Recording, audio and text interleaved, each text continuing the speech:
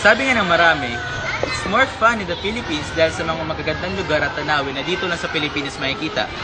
Ngayon, pagkatapos ng mga unos at dilubyo na dumating sa bansa, may tutuloy pa ba it's more fun in the Philippines sa mga lugar tulad itong evacuation center? Oo nga naman, pagkatapos mga ulit-ulit na bagyo, baha at malalakas na ulan na dumating sa bansa, it's more fun in the Philippines pa nga rin ba kung ilang ulit ka nang mawala ng bahay at ulit-ulit na makipagsiksikan sa daan-daang pamilya na nakatira sa evacuation. Mabuti pa tanongin natin sila.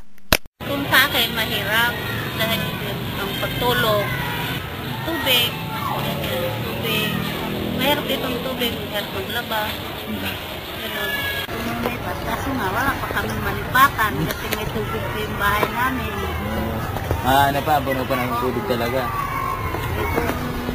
May malipatan pa lang lilipat na sana. Hirap kaya din kami dito, lalo na yung may mga estudyante kami sa bayan.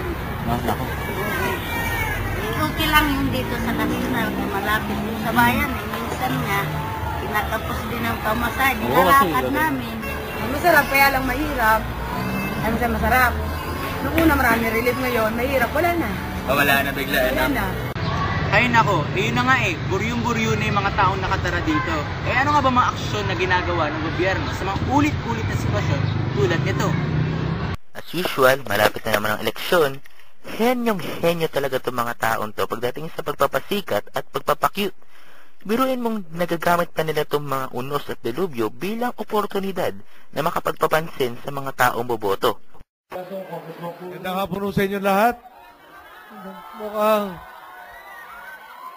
nakakagalak naman nung maski nasa lang tatay dito medyo boy na boy ang kalooban nyo. Mukhang palaban tayo talaga dito, kaya okay na yan. Para-paraan lang yan. Tapos pag nanalo na, magbibigay sila ng libreng pabahay sa mga nasalanta. Tapos pag bumagyo ulit, babahain din yung mga pabahay na binigay nila. Kaya ang ending sa evacuation center din ang bagsak nilang lahat. Ay nako, ulit-ulit na lang tayo. Buti na lang Pilipino tayo. Sa kabila ng mga kapalpakan at kabulukan ng sistema natin, nakukuha pa nating ngitian ang mga problema.